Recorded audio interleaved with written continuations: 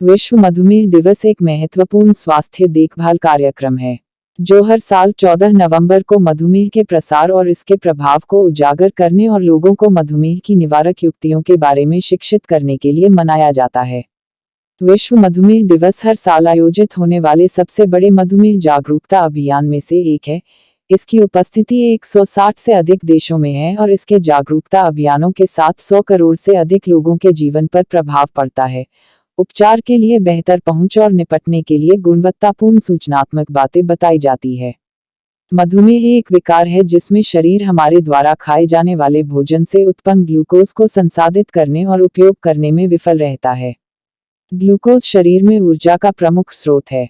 Glucose का अकुशल आत्मसात किसी की दिन प्रतिदिन की गतिविधि में बाधा डाल सकता है और अप्रबंधित मधुमेह हृदय संबंधी समस्याओं, तंत्रिका क्षति, गुर्दे की क्षति, पैर की क्षति, त्वचा में संक्रमण, स्तंभन दोष, अवसाद, दंत समस्याओं और अधिक जैसी घातक जटिलताओं को जन्म दे सकता है।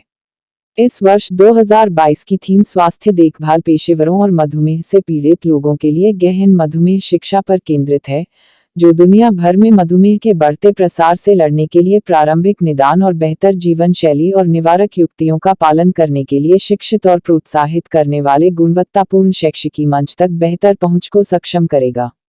आज हमारे साथ हैं मशहूर डायबिटियोलॉजिस्ट डॉक्टर सुनील गुप्ता, जिन्होंने इस बीमारी के उपचार और निदान संबंधी जानकारी दी। आइए इस विशेष दिवस पर डॉक्टर सुनील गुप्ता से एक खास मुलाकात।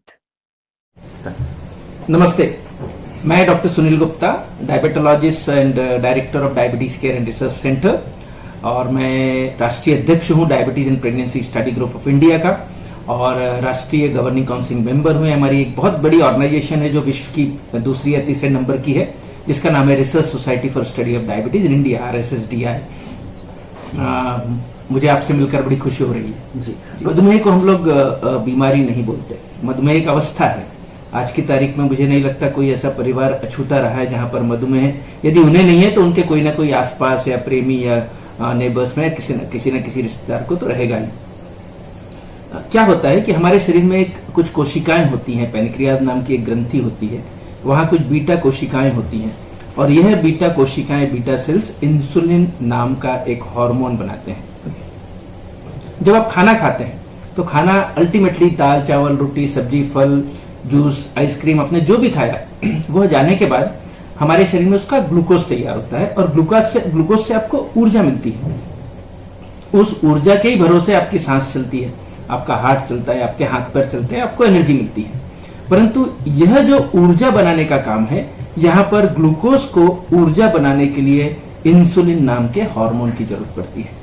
अब कुछ लोगों में ये जो कोशिकाएं हैं, बीटा कोशिकाएं, यह काम करना कम कर देती हैं या बंद कर देती हैं। इससे जितना इंसुलिन बनना चाहिए उतना नहीं बन पाता, और वह जो ग्लूकोज जिसका कन्वर्शन एनर्जी में होना चाहिए, वह कन्वर्शन ना होके वह हमारे रक्त में बढ़ते चले जाता है, जिसको हम लोग मधुमेह बोलते हैं। 180 के ऊपर जब ब्लड शुगर हमारे ब्लड में आता है तो वह यूरिन में से निकलना शुरू हो जाता है। कहने का मतलब आपने 4 रोटी खाई, परंतु 4 रोटी में से शायद 2 रोटी की ऊर्जा तैयार हुई और 2 रोटियां ग्लूकोज के रूप में आपके पेशाब से बाहर निकल गई। और इसीलिए अक्सर मधुमेही बोलता है कि डॉक्टर साहब, मेरा भूख भी अच्छी लग रही है, खाना भी अच्छा खा रहा हूं, फिर भी बहुत कमजोरी लगती है, फिर भी मेरा पिछले 6 महीने में 4-5 किलो वजन कम हो गया। तो यह जो वजन कम होना, कमजोरी लगना, थकावट होना, जब भी हमारी शुगर कंट्रोल नहीं रहेगी तो यह चीजें बहुत कॉमन है। और इसीलिए हमारे सभी श्रोताओं को, सुनने वालों को यह ध्यान रखना जरूरी है कि 90% मधुमेहियों में किसी प्रकार के कोई लक्षण नहीं रहते, और हम लोगों को लक्षण नहीं रहते तो अब जब तक डॉक्टर साहब छाती में दर्द नहीं हो तब तक ECG क्यों निकालना? डॉक्टर साहब जब तक हमारा को 4 बार 10 बार रात में उठ के पेशाब नहीं जाना पड़ा तब तक शुगर का चेक क्यों करना? और इसीलिए हमारी जनता अनकंट्रोल्ड डायबिटीज पे, अनियंत्रित मधुमेह पर वर्षों वर्ष अपना समय निकाल देती है, जब तक उनके अंदर अलग अलग ऑर्गन्स में उसके दुष्परिणाम शुरू नहीं हो जाते। तो इसीलिए हम लोगों को इम्पोर्टेंट है कि यदि आपके परिवार में किसी को मधुमेह हो या मधुमेह ना हो, यदि आप भारत देश जैसे जगह रह रहे हैं, एशिया में रह रहे हैं, तो आपको 30 साल की उम्र के बाद साल में एक बार शुगर का चेकअप करना जरूरी है। यह सबसे डिफिकल्ट प्रश्न माना जाता है हम लोगों के मेडिकल प्रोफेशन में भी, कि मधुमेह को आप पूरी तरह से खत्म कर सकते हैं क्या। अब इसमें यह है कि आप मुझसे यदि पूछेंगे डॉक्टर साहब आपने बताया बीटा सेल बीमार हो गए, अब बीटा सेल मर गए, जिस दिन डायबिटीज मालूम होता है आपके 50% बीटा सेल ऑलरेडी डेड हो चुके हैं। अब डॉक्टर साहब ऐसा कुछ काम करो कि जो बीटा सेल डेड हुए और जीवित हो जाए, तो वो पॉसिबल नहीं है। हाँ, परंतु हम अक्सर बोलते हैं कि मधुमेह एक लाइफस्टाइल डिसीज है। लाइफस्टाइल एलिमेंट हो रहे हैं, वजन बढ़ा हुआ रहना, फिजिकल इनएक्टिविटी, हमारे लोगों को एक्सरसाइज करने की आदत ही नहीं है, प्रैक्टिकली खत्म हो गई है। जब हम लोग छोटे छोटे थे तो हम लोग गिल्ली डंडा खेलते थे, कंचे खेलते थे, खो खो खेलते थे, कबड्डी खेलते थे, गली गली में क्रिकेट होता था, गली गली में पतंग होती थी। अब आज की तारीख में वह सब खत्म हो गई है और उसके सभी के गेम अपने कंप्यूटर पे और मोबाइल के स्क्रीन पर आ गए हैं। तो फिजिकल इनएक्टिविटी, ओबेसिटी और जो स्ट्रेस है जो, और कुछ कुछ खाने पीने की चीजें, फास्ट फूड हैबिट्स, इन सब चीजों के कारण जो डायबिटीज का जो प्रमाण बढ़ रहा है, जैसे ही आप अपनी लाइफस्टाइल को चेंज करते हो, आप समझ रहे हैं मेरी बात को, जैसे ही आप अपनी लाइफस्टाइल को चेंज करते हैं कि आपका फिर यू टर्न शुरू हो सकता है। अब यह जो यू टर्न है, यानी कितने लोगों का प्रश्न बहुत ही खतरनाक है, बहुत ही डिफिकल्ट है कि कितने लोग, क्या आप खत्म कर सकते हैं क्या? मेरे हिसाब से खत्म नहीं कर सकते, उसके ऊपर कंट्रोल कर सकते हैं। यदि आप 4 गोलियां रहते हैं तो हो सकता है आप 2 गोली पर आ जाए, हो सकता है आप 2 गोली के 0 गोली पर आके सिर्फ मीठा बंद करके और एक्सरसाइज करके वजन को नॉर्मल रख के भी आप रह सकते हैं। परंतु ये डिपेंड करता है कि आप में कितना बीटा सेल डिफेक्ट है और आपको कितने साल का डायबिटीज है। अब यह जो चीजें, मुझे ऐसा लगता है कि पूरे विश्व में, हमारे सिर्फ देश में नहीं, पूरे विश्व में यदि सबसे ज्यादा डॉक्टर हैं तो वो डायबिटोलॉजिस्ट है। यानी हर घर में एक एक डायबिटीज स्पेशलिस्ट है, हर पड़ोस में है, हर ऑफिस में है, हर दुकान में है, हर पान के ठेले पर एक डायबिटीज का डॉक्टर बैठा हुआ है और अपने अपने तर्क वो लगाते रहते हैं। और बहुत सारा हमारा जो व्हाट्सएप यूनिवर्सिटी और गूगल यूनिवर्सिटी में जब हम गूगल करते हैं तो ऐसी ऐसी चीजें आती है, और यूट्यूब यूनिवर्सिटी वो भी आपको बहुत सारा पढ़ाते रहती है। तो इन सब चीजों से हमको बचना पड़ेगा।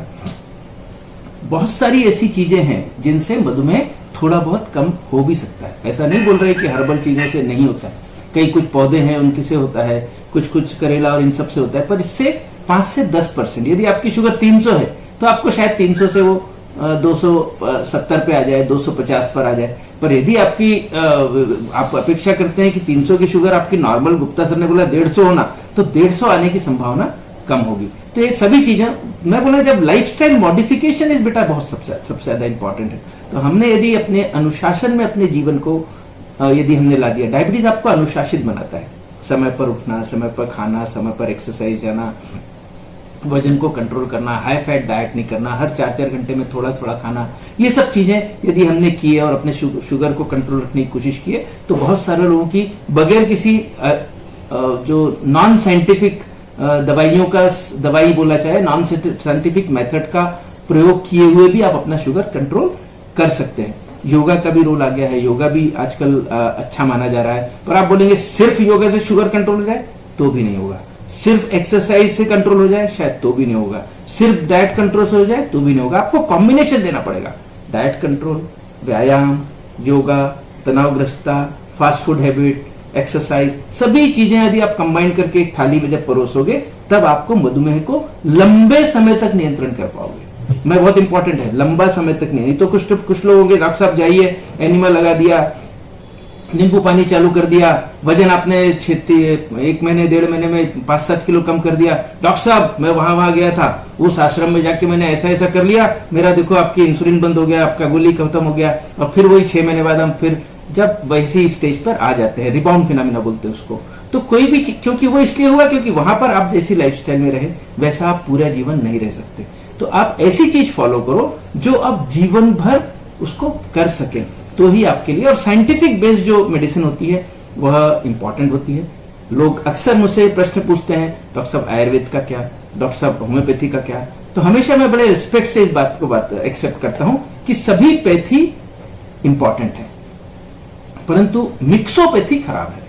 मिक्सोपैथी यानी आपने जब 2 और 3 चीज जब आप एक साथ ले लेते हो तो अल्टीमेटली तीनों केमिकल है या दोनों केमिकल है। 2 केमिकल करके तीसरा क्या तैयार होगा, इसका आंसर पूरे दुनिया में किसी के पास नहीं है, पहली चीज। दूसरी चीज, हर पैथी वाले को, यदि मैं डायबिटोलॉजिस्ट हूं और यदि मेरे पास कोई ब्रेस्ट कैंसर का पेशेंट आता है या मेरे पास कोई HIV का पेशेंट आता है, तो मैंने ये नहीं सोचना चाहिए कि मेरे को डायबिटीज भी आता है, मेरे को HIV भी आती है, मेरे को कैंसर भी आता है, मैं तो अपना अल्सर का भी इलाज कर लेता हूं और मैं सबका इलाज करने बैठूंगा तो शायद वह एक मधुमेही के प्रति या किसी एक इंसानियत के प्रति शायद अन्याय होगा और गलत होगा।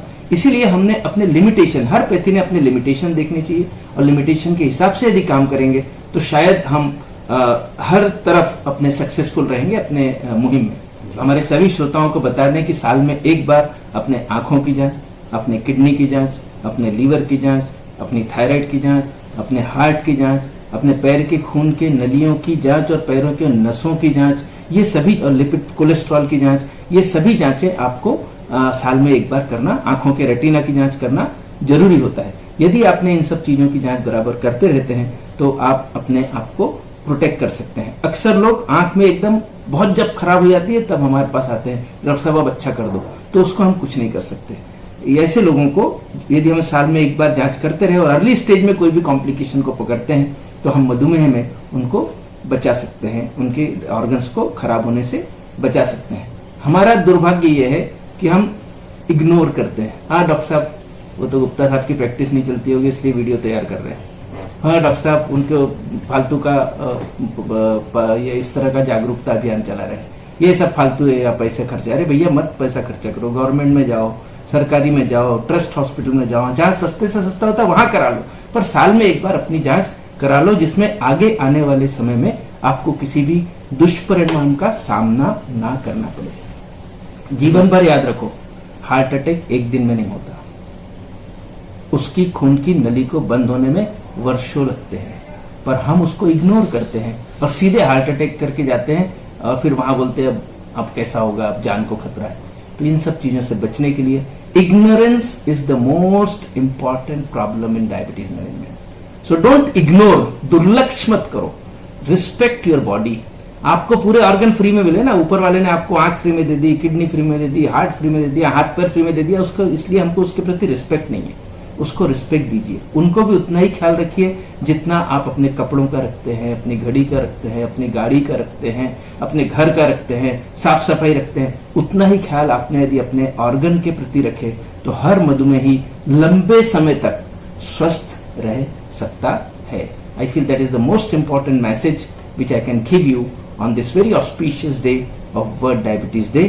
विश्व मधुमेह दिवस जो 14 नवंबर को है आ रहा है, उसके उपलक्ष्य में इससे अच्छा मैसेज शायद आप लोगों के लिए नहीं होता है। यदि डायबिटीज है तो घबराए नहीं, उसको अपना दोस्त बनाए और उसको एक अच्छे दोस्त का जिस तरह आप केयर करते हैं उसी तरह अपने मधुमेह का भी केयर कीजिए, तो आपको तकलीफ नहीं देगा।